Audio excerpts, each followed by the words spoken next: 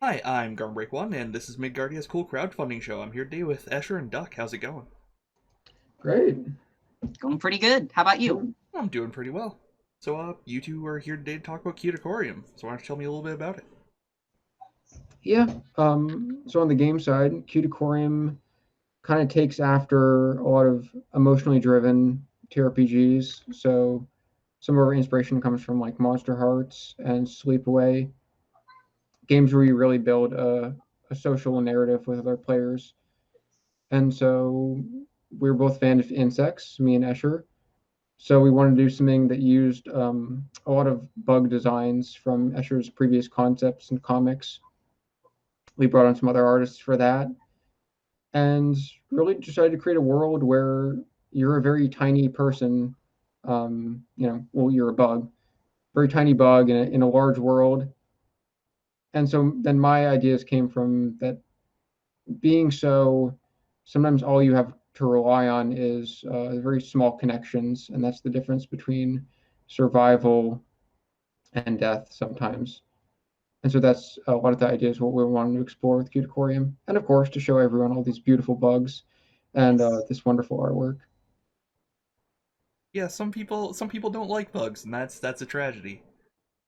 It's a tragedy, but it's also a fact that we have to deal with, and so we're working on some of that with our game. There will be a plaintext version without any insects, and if there's any bugs that worry people, we can have those removed or at least warnings to when those bugs might show up. We work with some of the artists who are less preferential to certain types of bugs, and so even with our own artists, we're able to keep those bugs from their view as much as we want. Huh, I'm glad that's a major consideration in the project. Oh yeah, yeah, of course. So, what do you do exactly in Cuticorium? So in Cuticorium, you'll be playing as a bug. Um, it's a game that uses a GM, and we might have a GM system if we reach certain stretch goals or GM-less system. But you'd work in a group with other bugs, and ultimately it's story driven. And so you'd build a relationship with the other bugs. That could be other players, that could be NPCs. We'll have one sample adventure that goes with the game, possibly more, again, stretch goals. And this builds towards a climax that will shift the structure of the bug world that is the Cuticorium, which is this little bug city at the center of a tree. So, what is the Cuticorium exactly? Is it a magical mythical bug heaven or Kind of, there's definitely some magical aspects of it, or maybe sci-fi aspects of it. And a lot of that depends on what the GM wants to have as like the overarching secret of why this place exists. But within the game, it is a city for the bugs to grow and develop their little society, and that grants the bugs increased intelligence, and it prevents bug on bug violence. So bugs can't. We have one. There are moves you can make to in order to how you would influence other bugs, and one of them is the scar move, which is to hurt another bug, either mentally or physically. And you can't make the scar move within the domain of the Cuticorium. There are areas outside where you can make the scar move, so those become a bit dangerous if you're with bugs who might be strangers. But at least within the Cuticorium, we wanted to explore an area where bugs could, even bugs who are predators or prey, could get together and build relationships like that. right, a sort of neutral zone kind of thing? Yeah, yeah, Magically enforced, I take it. Yeah, yeah. I always saw it as like a sci-fi version of the hierarchy of needs. Like once you get past the basic survival needs being guaranteed, you can start on stuff like introspection and self-worth and interpersonal relationships and stuff like that. So like the further in you get towards the places that are safe, the more time you have to think about yourself and about others and relationships. Right, and the Cuticorium being a city, you have those basic needs met by virtue of it being, enough to put together a city.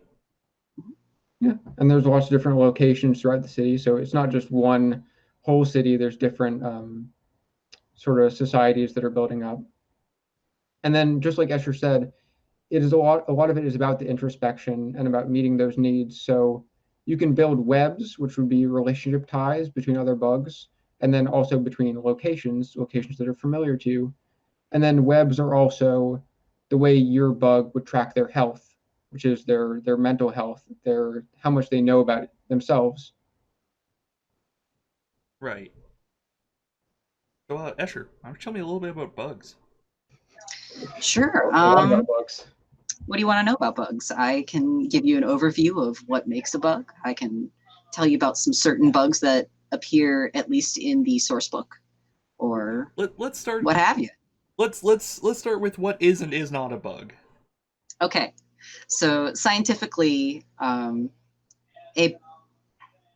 an insect is a six-legged creature with three body segments that is also an arthropod, meaning it's got this big exoskeleton and jointed legs. Um, Beyond that, there are a bunch of further classifications, but also in Cuticorium, you don't necessarily have to play a six-legged insect. You kind of just get to make up your own. You can also be a myriapod like a centipede or a millipede. You could be a spider or a scorpion, or again, you could just make something up. I think And you can be a crab, right, Duck? yeah, class question for us here. So we also have crabs, slugs, snails, but those do not count as bugs, do they? So Getting in the nitty-gritty. taxonomically, no. Snails and slugs, I believe, are mollusks, but colloquially, at least in the US and a bunch of Western countries, we consider small, creepy, crawly things that we don't quite understand how they are and are not, I would say, societally charismatic enough to merit a different status. We call them just bugs. Taxonomically, in fact, the word bugs only really applies to insects like cicadas and stink bugs and assassin bugs. Yeah. Okay. Yeah, because there will also be earthworms and lots of Yeah. other, exactly as you said, just things we'd associate with bugs and creepy crawlies. Yeah. I actually saw a book in a store once that had classified bugs with like small frogs and snakes and mice too. And I thought, oh, that's really how it looks, isn't it? Anything that's just small and skittery. Well, it's vermin at that point, yeah. Yeah, basically. Yeah. Shy away from that word. I And mean, there will be frogs and birds and mice and other things, but those will be much scarier to you as a bug player. And yeah. those are what the bugs would classify as beasts, which are creatures that live outside the cuticorium and will happily eat you up. Mm-hmm. Right. Do you have playable cicadas? I gotta ask every time cicadas come up in anything. So I like mean, what Escher mentioned, you can build your own bug by mixing and matching the features. And so features will influence, how the bug appears, but also how you can use webs, how you can use that sort of relationship currency to influence other bugs, influence the world around you and yourself. So yeah, you could easily play as anything that looks like cicadas, and you could yeah, even because play as bugs that don't exist yet, or the that's ones true. we don't know exist yet, because we're finding new ones every day. So Mm-hmm. that was our thought with that sort of system. Makes sense. Yeah, Escher, and I love the idea of being able to make up a bug. Totally sorry for interrupting you. no, I was just gonna tell you to Uh, go ahead, so that works out. Make up a bug on the spot for us. yeah, let's see. Oh, I think I might need the source book up again just so I can use aspects that we actually have.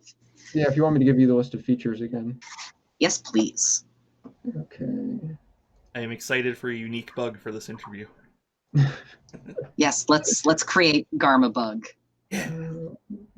I gotta ask though while we're waiting, do you have a special connection with cicadas?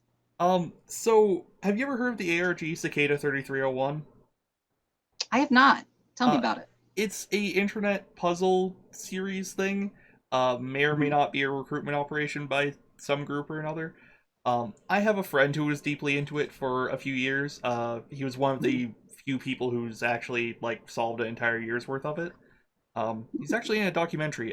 He's called Nox Populi. He's mildly popular on the internet. And yeah, that's about it. Cool. It's just called Cicada. It's called Cicada and deals heavily with prime numbers, and the connection there is that they unburrow every on prime numbered years depending on the particular breed. Oh Um, yeah, yeah.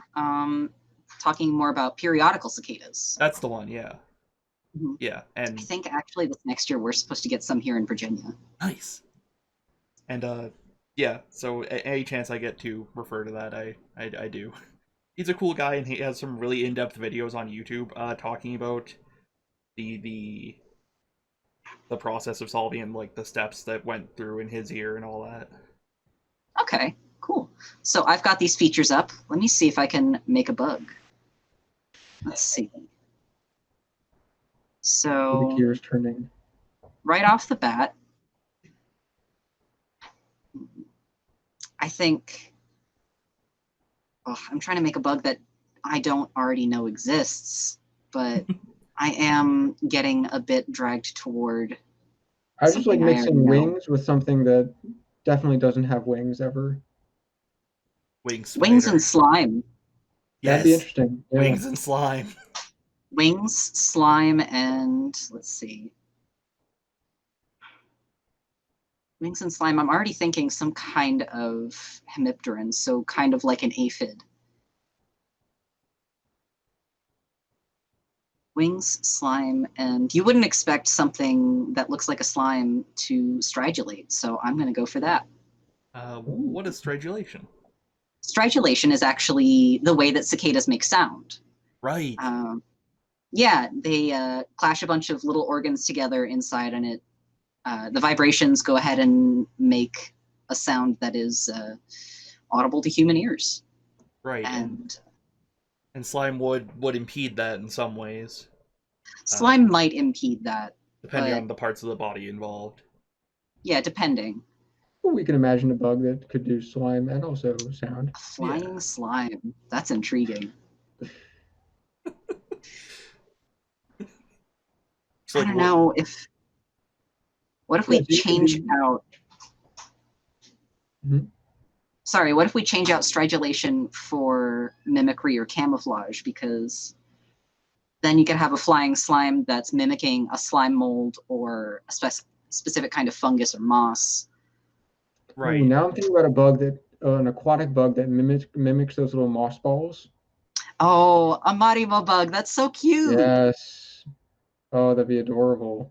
Oh, that's so cute. You two are fantastic, by the way. Oh, thank you. This is how we regularly come up with bug ideas. The I creative gotta draw a process Marimo is bug later. Oh yeah. excellent. Yeah, Once so in the game, your features determine how you can use and spend the different webs that you build and create. And then so you can design bugs aesthetically that are pleasing, or design features in a way that your bug is able to do a certain task very well. right, for example, if I wanted to make like something focused on web spinning with some level of dexterity to do real intricate stuff or that kind of stuff, Right, or having a bug that has venom and claws, and then very terrifying to meet outside the Cuticorium. I would probably Yeah, go for venom. Yeah. you can optimize your bug for social situations. You can optimize your bug for combat situations, or you could just make a bug that sounds freaking cool. Hell yeah. Actually, I'd probably accidentally make one that's poisonous and not realize it until like a full session in. Eh. I Well, think that's one thing that's interesting is that in the beginning you start with just two features, but as your bug learns more about themselves, if they have additional features, maybe they had wings but didn't realize they had the capacity to use them. And so then you could have additional features that are part of their design, but then only when they gain that knowledge of themselves, they're able to use those features. Like in Deus Ex Human Revolution, where like their reason that you can unlock new skills as you go is you're like learning all the cybernetic stuff that was implanted into you. I didn't even think of that one, but yeah, not to in mention mechanics the where you same way. start a game with amnesia. Yeah. Oh man, I could play a bug with amnesia. How long is a bug's memory? I don't remember. I don't. Well, bug lifespans are increased inside the Cuticorium. Right. And is there like I assume there's a baseline assumption that bugs have a somewhat higher level of intelligence than what we would expect in reality. Oh yeah. Oh Yeah. yeah, And then, most definitely. and so within the game's lore, that's not exactly said if that's because of the Cuticorium special properties or because of like a certain amount of time has passed. It's been a long time since the bugs have seen humans around, or like Colossus, as it'd be called. And so it's up to the GM to determine if this is the sort of world where maybe it's past humanity, or maybe humans are around, but this just it's only been years, and like a year for a bug would feel like forever. So that'd be like decades that they've seen a human. Right, and it could possibly be in somewhere like the Korean DMZ where humans simply do not go anymore. Yeah. Mhm. Have, have either of you ever played a N64 game called Buck Bumble? I have not. No. You play a bee with guns, hunting down wasps in post-apocalyptic Britain. Incredible. That sounds awesome. I have a friend that I really want to speedruns play it. that. It's I don't want to say it's good. It has a really good title theme, but it's an N64 game where you use the C buttons to like change your camera and the analog stick to move, and it plays very Ooh. badly. So really tank controls. Ah. Yeah, it's kind of rough. But it's Now that you mention it, I think it is one of the games that I've read about through one of the previous Entomological Society presidents. Um, yeah, past President May Berenbaum has a column that she used to write for Entomology Today, and she would be talking about insects and culture. And she had a couple of columns where she just wrote about insect video games back from when she was younger, so like in the 70s and 80s, and they Oh, you sound gotta find fascinating. those columns for us. That sounds great. yeah, I need that in my life. Insect video games have come a long way. Now we have Hollow Knight and Bug Fables are very popular, Yeah. Yeah. and those are both big inspirations for us with this game too. Mhm. I also really liked Journey of a Roach. It's one of those point and clicks. Oh yeah. Yeah, you play a little cockroach after the apocalypse, and you find a little flower, and you're trying to get to it. Right, inspired by the myth of cockroaches being the only thing to survive the apocalypse, Oh yeah, which I believe is not actually true. I It's don't sort of. remember. I think that there are definitely more things to worry about with roaches in the apocalypse. I mean, fair. um, yeah, I think there's like a today I found out video about it or something. Mhm. I don't remember it, even though I watched it 3 days ago. It's time is immaterial. It's a year for sure. Yeah. Um, It's a bug year. it's a bug year. It's a bug planet. This place crawls, sir. I don't know if I want 2020 to be the year of the bugs. Maybe let's wait for 2021 for that. They can have It's their just the big year where we moment. all feel like bugs. Yeah, yeah, Man, not bad. I wish I was carving out an intricate hive and serving the queen. That sounds awesome. I mean, Yeah. I'm Canadian, so I guess I'm always kind of serving a queen, but still. Uh, Yeah, but I mean, a queen that also makes every human seems like it's not a great idea. I'm glad Queen Elizabeth doesn't do that. ooh. The Uh, royal family would have a lot more problematic things going on with them than right now. Yeah. yeah. Not to mention, there's also the younger queens either killing the previous queen or just splitting off and making a new hive. Well, thankfully there are no jokes I could make about Queen Elizabeth II implicitly killing a princess. Um, nope, we're just gonna. Nope, we're Boy, good. not Yeah, commit, not committing yeah, treason that's funny today. because So, what does the average adventure in Cuticorium look like? okay, so Cuticorium, you can definitely play it as like a one-shot adventure, because it plays out in scenes, and you could have an adventure that's just a few scenes long for your players. But then you can also have a campaign that goes on for a bit longer because there's no leveling up system. But as you build up the amount of webs you have with other bugs and with the environment and with yourself, that gives you more power in those interactions that you have. And then if you continue to explore other environments, you can build up an even larger web. So yeah, you can play it as both a one shot and a longer campaign setting. it all depends on what the GM wants to have as their final conclusion. Yeah, Right. I really like how adaptable Cuticorium is so far. So what are the kinds of challenges that the players will generally face? So generally, you'll probably face challenges from other bugs immediately, and then also from the outside environment and from beasts. But those are only if your bugs are brave enough to go outside. But Right. within challenges from other bugs, so if you build up webs on another bug, that's building up a relationship with them, and that relationship doesn't have to be a good one.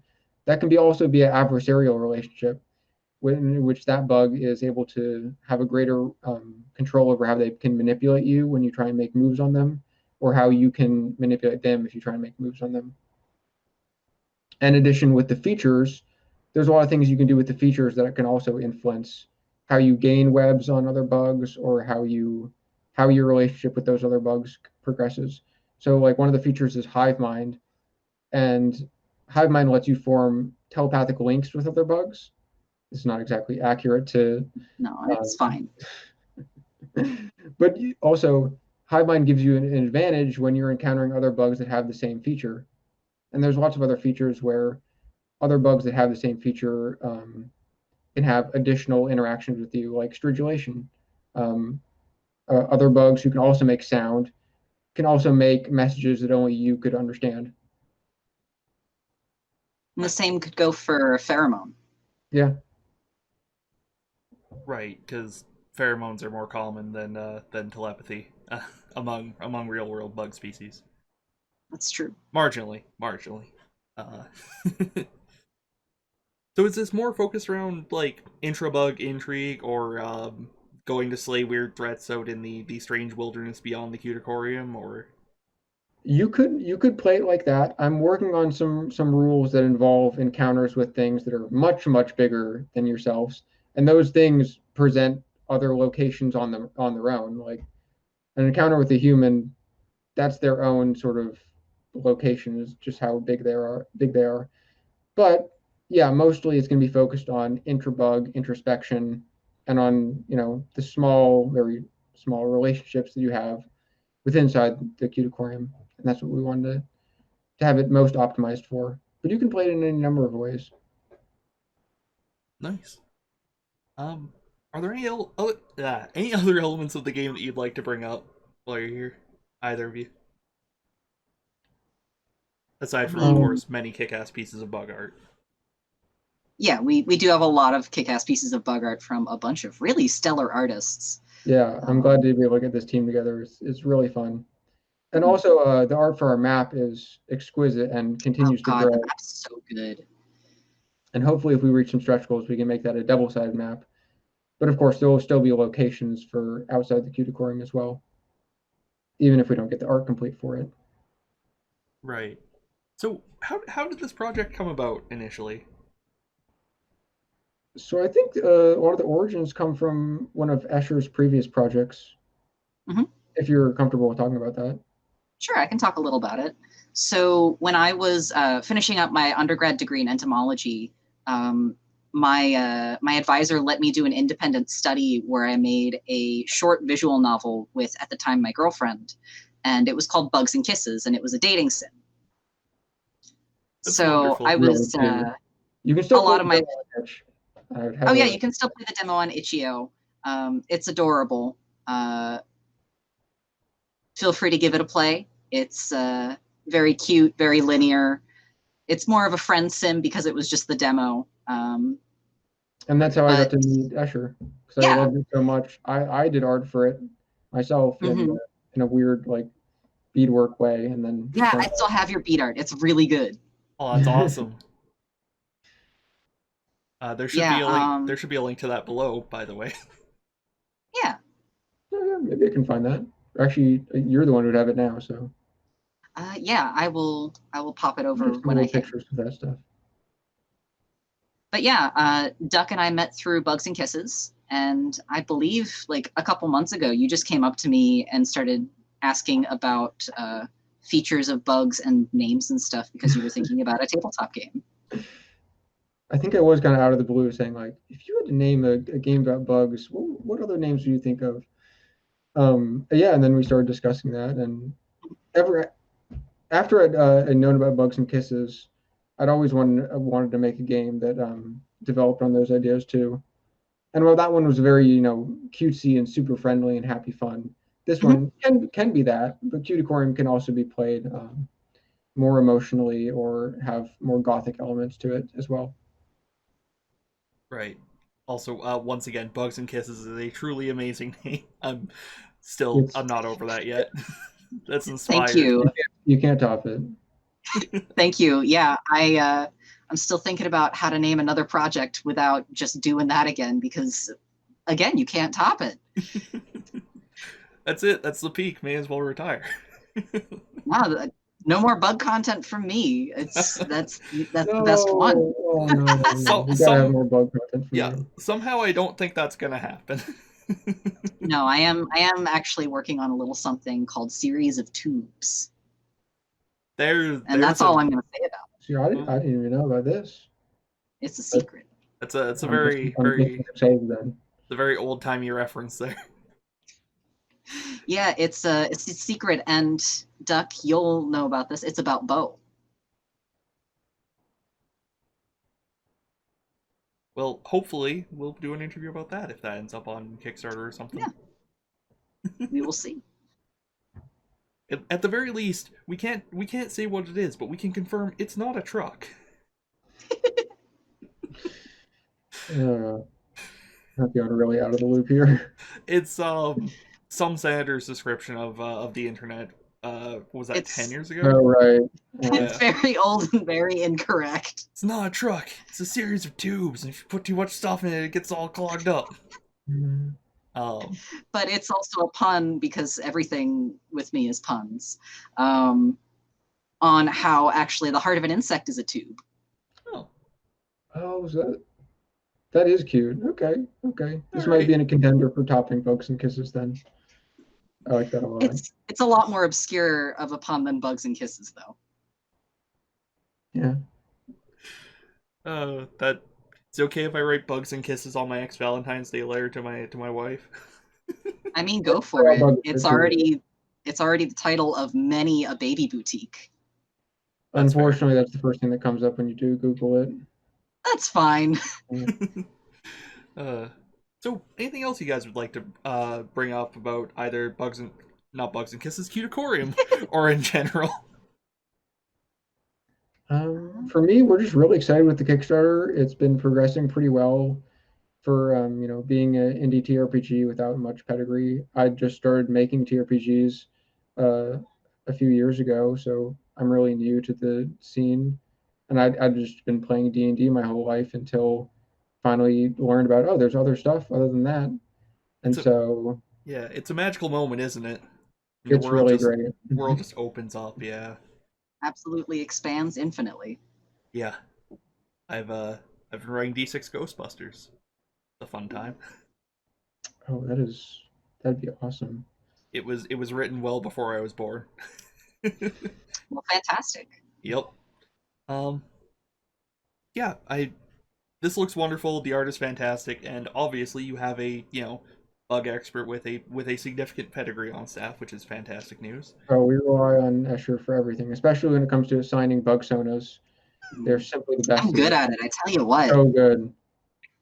Can we put you on the spot to assign a bug summon for a friend here? Okay, so let me see. You're a sweet sort, Oh, thanks. amiable. I think I'm going to go millipede. Oh, we're You kind of look coming like you got your fingers in every millipede pie. purple. My wife is going to be so disappointed with this news. Oh, they're so cute. Oh, millipedes are so nice. They're really cute. Like I think like a bumblebee millipede. It does sound really cute. It's adorable. Millipedes are so absolutely cute. Have you ever had one like crawl around on your hand and they like eat your dead skin? It's great. Oh, I have not, but now I really want to. It's so cute. Yeah. It sounds horrifying. It No. doesn't hurt. It doesn't hurt. Yeah, no, Now, because it's dead skin. if you tell me that's a centipede crawling around eating my live skin, then I'm That's horrified. different. Yes, very different. Millipede's just there for the detritus. Yeah. I like the cut of your jib, Escher. I like yours, Garm. Thank you. I I think my personal favorite bug is the Japanese giant hornet. But that's only because I've had a drink made from a synthesized version of its growth hormone. Hornet It's a good juice. one. Yeah. How was the drink? It was. It comes in like a powder form. I mixed it with like Powerade. The only time I ever kicked my caffeine habit was when I was on that for like 2 weeks, and I was off caffeine for like 6 months after that. Interesting. Just Doesn't because sound like like it's a cheap drink. it's I mean, I don't know. Japanese marathon runners use it. Okay. Okay. It's a whole I'll thing. have to go check what's in it. Yeah. Yeah, it's called Hornet Juice. It's relatively easy Okay. to look up, even though it absolutely sounds like a really fake product. I have actually drank it. I mean, I'll take your word for it, but I'll look it up later. Trust but verify. Yeah. Absolutely. That sounds a lot better than whatever bug themed energy drink I've been drinking. Oh God, yeah, that sounds awful. It's the worst. What are you drinking? Enerby. Oh, Enerby. I got I got a 6-pack of it from a thrift store because it looked cute. You're buying energy drinks from the thrift store now. Oh yeah. It was there, it happened. It had a B on it. Turns out they went out of business in like 2008. Oh my god. Dude, don't drink that. Or no, 2018, sorry. Oh, that's way It is better. expired though. Oh. It is expired though. Yeah. I I had still Well, drink. what doesn't kill you? Yep. I had an energy drink called Beaver Buzz once. I think we got a bad batch because that was the worst night of my life. And they're still in business, so Good for Is them. Moxie still in business? Oh dear. that's not one I know. Oh, I think I heard they were discontinuing this year, which is Moxie? great. Moxie Cola. Hmm. It's just How? wretched. Oh god. It tastes like carbonated motor oil. Hmm. I mean, Mm. someone might have positive Moxie opinions, but I don't. Oh, Yeah, you're selling me on it. Yep. But circling back to favorite bugs, I've actually got a figure of mine here. This is the Hercules Beetle. I love a Hercules Beetle. Yeah, it's a good egg. It's actually one of the strongest bugs out there. Right, is that one of the ones that's really popular in Japan? I can't remember. Yeah, Yeah. it's one of the big charismatic beetles that are really popular in Japan. That one of the ones that they do like cockfighting with? Yeah, it's one of them. Yeah. I think the bigger ones come from Malaysia, but they are very popular in Japan. Right. And that's not the Kabuto. That's a different thing, I think. No, but I do have a Kabuto here. Oh. Nice. My favorite Digimon was based on that. Oh, And my- Capitarimon's really good. And my favorite Metabot. But Metabots! And that's a throwback. I love yeah. that. I was Yeah. yeah, Metabots is friggin' ancient. I was playing the GBA game of it a while back. It's terrible. It's so RNG heavy. It's just a mess. But yes, Bugs, you should back Cuticorium on Kickstarter. There's a link below. And Yeah, thank you so much for having us on. and thank you too for coming. This has been wonderful. And I now have a This is Bugsona. delightful. You got a Really bugsona, great. so you got to look it up. You got to commission some artist to make you a bugsona. I know plenty We of have lots of artists. recommendations for that. Yeah, you'll have to hook me up, I guess. Because Oh yeah. none of the artists I We know know will some draw people. bugs. Oh yeah. It's a very insular community of the Twitter artists who exclusively draw bugs, huh? Bugs Twitter's a good place, though. It's nice. It's very good. I'm getting more and more into it, especially the centipede owners. Oh, yeah. The myriapod owners are just the sweetest, aren't they? Yeah. Well, I get a tarantula, but my wife won't let me. I get that. I'm a little scared of holding tarantulas because if I drop them because I'm a little jumpy guy, their hearts might explode. They're really fragile. Yeah, no, they're. I'm not gonna hold it. It's just gonna sit in the cage for the most Just part. gonna live in there. I know enough Before about spider anatomy to fear spider anatomy. before I got a normal pet, I was really considering getting like a crab terrarium set up with some little vampire crabs. Oh, cute. Oh, I was gonna make it so cute. I still have the aquarium water sitting in my room that has no use anymore. I used to They have were hermit crabs, adorable. but they were so vicious. Yeah, I feel like hermit crabs are also really like over marketed now, or there's a lot of imports of them, which makes me feel bad. Hmm. Yeah. And then it's easy to not take care of them correctly. Hmm. It's the same is true of any crab, but Yeah, vampire and the crabs are same's so true of any pet, I guess. Yeah. But yes, before we wander wildly off topic, I say as we've wandered. I mean, that's kind of that's the show. yeah, We always end up wildly. Um, that's it's what been they came one. here for. Yeah, that's if people want the really dry interview that just lays out the facts, it's a No, Kickstarter. they came here for bugs, Yeah. and we delivered on that, I think. Oh, Hmm. absolutely. Forcibly assign somebody a bugsona, it's a good life. Yeah, isn't that one of our tiers? God, is Yeah, it it? is. It is. Yeah, Oh, well, one of our tiers is we make you bugsona. not Nice. forcibly assigning yet, but Well, you do get a it's bug not center. forcible to pay for it.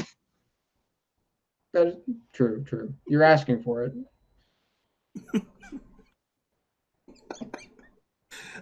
You two are a joy to talk to, as I've said like five Oh, times Yeah, now. But thank you so much, thank Jim. you. but yes, thank you for coming on, and for those of you watching at home, have a good night. Thank you so Yep. much for having us. Yeah, thank you so much. See you later. Night. Bye. Night, night.